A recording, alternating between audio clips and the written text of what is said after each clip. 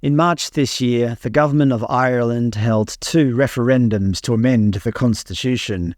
One was regarding the family. Value all our families. Vote yes. Yes.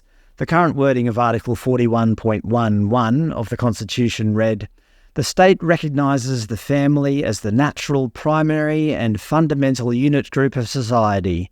Well, the government wanted to add, "The state recognises the family, whether founded on marriage or on other durable relationships."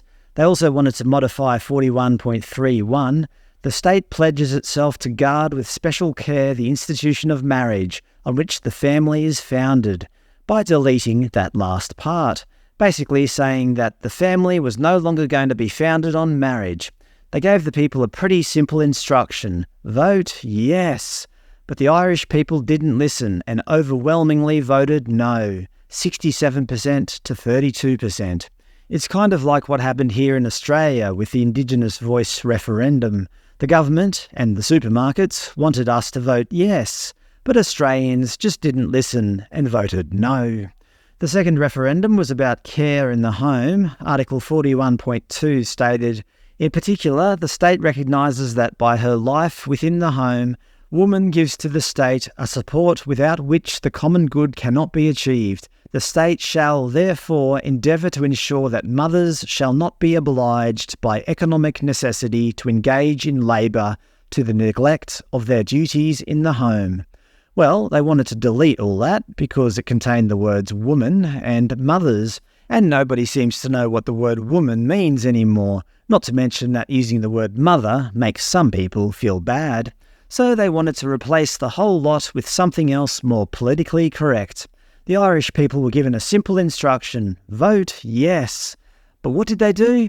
They voted no, even worse than before. Almost 74% no to 26% yes. The Irish didn't want the government changing their traditional family values. As our media here in Australia put it, Irish voters reject changing sexist language in Constitution. I guess the Irish are sexist then, because SBS Australia said so.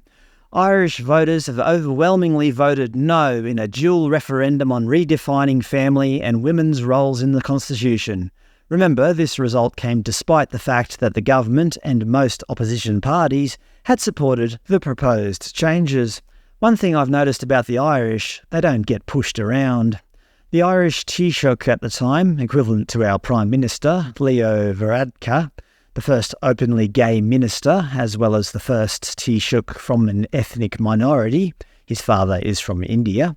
Well, a couple of weeks after the crushing referendum defeat, he stepped down as the head of government, stating, "One part of leadership is knowing when the time has come to pass on the baton, and then having the courage to do it. That time is now." The only reason he gave for stepping down was, "My reasons for stepping down are both personal and political."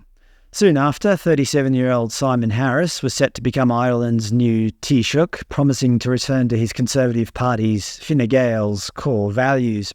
Well, fast forward a month or so later, and the Irish have had enough, not necessarily of the new leader, but they were out on the streets protesting in the capital of Dublin. You won't hear about it on the news though, well, not here in Australia.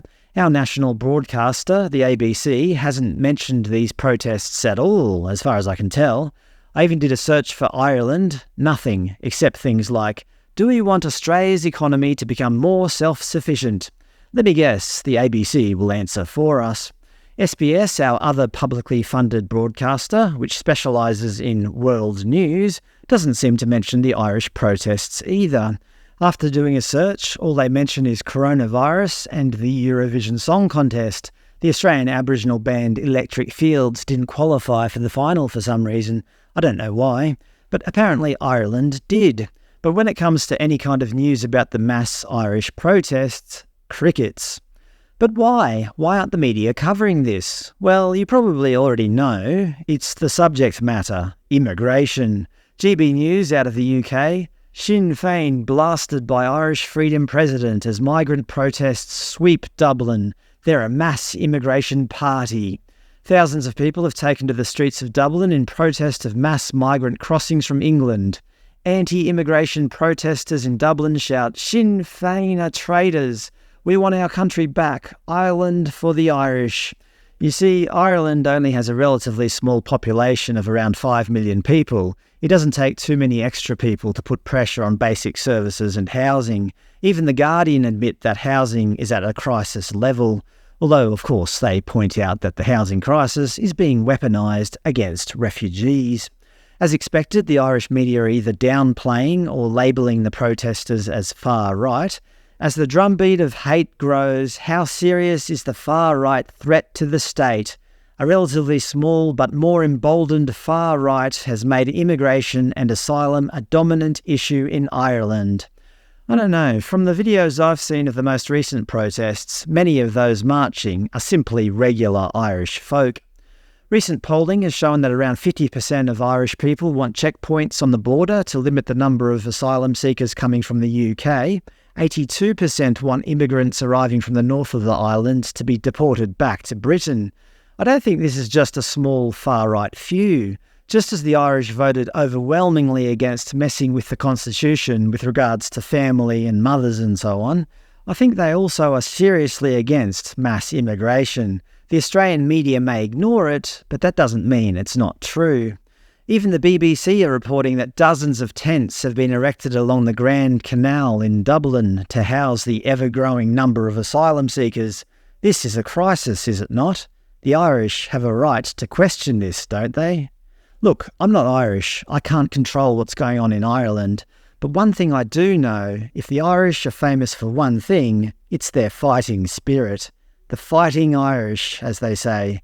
The powers that be might think they can push the Irish around, but expect the Irish to push back.